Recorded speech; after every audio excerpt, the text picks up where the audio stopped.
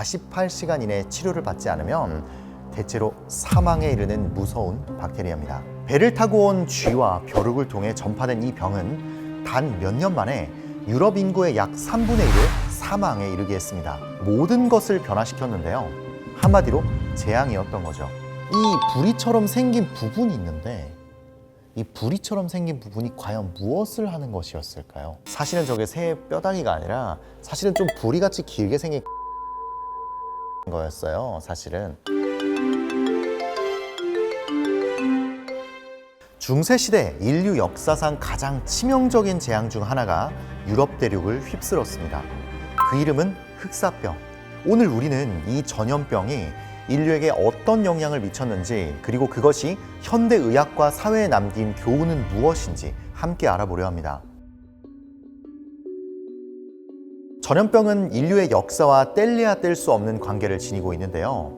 그 중에서도 14세기 유럽을 강타한 흑사병은 모든 것을 뛰어넘는 재앙이었습니다. 1347년 흑사병은 크림반도에서 유럽으로 들어왔습니다. 배를 타고 온 쥐와 벼룩을 통해 전파된 이 병은 단 몇 년 만에 유럽 인구의 약 3분의 1을 사망에 이르게 했습니다. 당시에는 이 병의 원인을 몰랐었기 때문에 사태는 더 심각했었죠. 흑사병은 단순히 수많은 생명을 앗아간 재앙이 아닌 사회 구조나 경제, 종교에 이르기까지 모든 것을 변화시켰는데요. 한마디로 재앙이었던 거죠.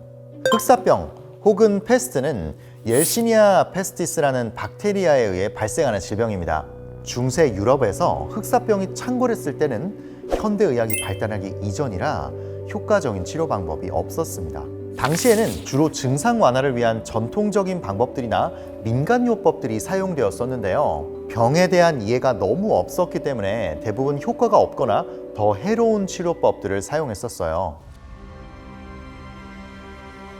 당시 의사들이 착용했던 복장이 이렇게 생겼었는데요. 언젠간 한 번쯤 공포영화나 게임에서 왔던 복장일 겁니다. 17세기에 만들어진 복장으로 샤를 드 로름이라는 루이 13세의 수석 의사가 만든 복장인데요. 옷이 전체 통짜 가죽으로 들어가고요. 후드 안에 가면을 쓰는 것으로 눈 보호용 유리와 균의 침투를 방지하는 방역복이었던 거죠. 이 부리처럼 생긴 부분이 있는데 이 부리처럼 생긴 부분이 과연 무엇을 하는 것이었을까요? 용도가 있는 거예요? 용도가 있습니다. 사실은 저게 새 뼈다귀가 아니라 사실은 좀 부리같이 길게 생긴 가죽통, 정화통 같은 거였어요. 사실은 여기에는 향료나 허브, 식초 등을 넣어서 소독 역할을 하게끔 했는데요. 우선 첫 번째로 냄새를 막기 위함이 있고요. 두 번째로 이게 균을 막아준다고 생각했었던 거죠. 당시 이런 의사들이 돌아다니면서 치료를 하게 되는데요. 악한 체액이 이 당시에는 질병의 원인이라고 믿었기 때문에 몸에서 악한 체액을 제거하기 위해 피를 뽑는 치료 방법을 사용했었습니다. 사실 이건 전혀 효과도 없었고요. 오히려 환자들을 더 빨리 죽음에 이르게 했었는데요. 진짜로 사람들은 저 복장 보면은 저승사자가 왔다고 생각했을 것 같은데요? 맞아요. 당시에는 흑사병을 신의 징벌로 여겼기 때문에 기도하고 회개를 하며 병을 치료하는 시도와 함께 조금 충격적이긴 하지만 의사가 들고 있는 지팡이 있죠? 저 지팡이로 매질을 해서 회개시키려는 시도들이 많았다고 해요. 그러면 이 매질에는 종교적인 의미도 포함이 되어 있는 걸까요? 그렇죠. 이제 매를 맞음으로써 자기의 죄를 좀 회개하거나 좀 씻으려는 의도가 있었다고 합니다. 비교적 나은 방법이라고 하면 당시의 질병의 전파를 막기 위해 감염된 사람들을 격리하는 조치도 취해졌었는데요. 예를 들어 베네치아에서는 당시 배를 타고 들어온 사람들을 40일 동안 격리하는 쿠아란티나라는 제도를 시행했고요. 이게 현대로 넘어와 격리라는 용어의 개념이 되었습니다.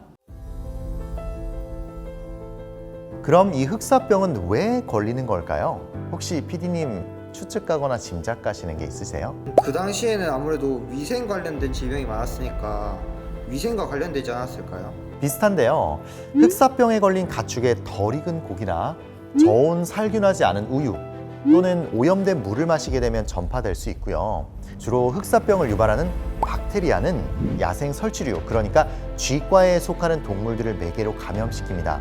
그리고 이 병은 쥐의 벼룩을 통해 확산되는데요. 이 벼룩이 돌아다니면서 애완동물을 감염시킬 수 있고요. 이후 사람들에게도 전파될 수 있는 것이죠.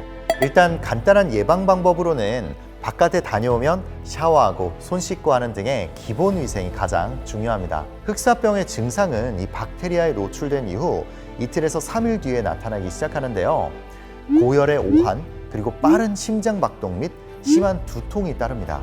감염된 사람들은 24시간 이내에 투명한 가래를 토하는 기침 증상을 호소하고요. 이내 가래에서 피가 섞여 나옵니다. 이 가래가 조금 독특한데요. 분홍빛 혹은 밝은 빨간빛을 띠어서 마치 산딸기 시럽과 유사한 거품 섞인 가래가 나옵니다. 그리고 호흡 또한 빠르고 힘겨워집니다. 이런 증상이 나타나는데도 만약 48시간 이내에 치료를 받지 않으면 대체로 사망에 이르는 무서운 박테리아입니다. 한편 증상은 폐혈증으로 나타날 수 있습니다.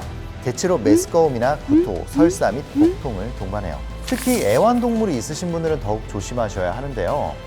패스트가 있는 지역을 다니실 때는 산책이나 외출 이후 반드시 벼룩을 없애는 용품을 사용하셔서 애완동물을 깨끗하게 씻기셔야 하고요. 흑사병이 발발한 지역을 여행하실 때는 독시사이클린과 같은 항생제를 가지고 다니면서 좀 투여해 볼 수 있습니다. 박사님, 요즘에도 패스트가 있는 지역들이 있나요? 요즘에도 패스트가 있는 지역들이 있고요. 사실 박멸이 되진 않았어요, 이 패스트가. 그래서 시설이 낙후된 도시들을 여행할 때는 조금 조심해야 돼요. 이 벼룩이 옮기는 거라서.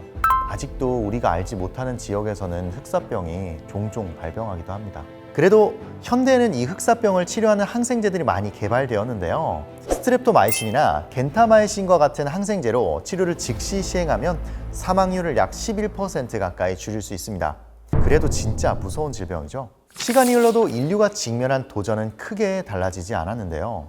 최근에는 코로나와 같은 현대 전염병 역시 우리에게 공중보건의 중요성과 이 분야에서 활약할 수 있는 정말 뛰어난 인재들을 필요로 한다는 것을 알게 됩니다. 그리고 현대일수록 허황된 미신과 같은 막 이런 여러 가지 카더라 치료 방법 말고 정말 확실한 근거와 과학적 데이터가 뚜렷하게 있는 치료가 얼마나 중요한지에 대해서도 알게 되었습니다. 흑사병과 전염병의 역사를 통해서 배운 교훈을 잊지 말고 오늘 우리 모두가 더 건강하고 밝은 미래를 향해 나아갈 수 있기를 희망합니다.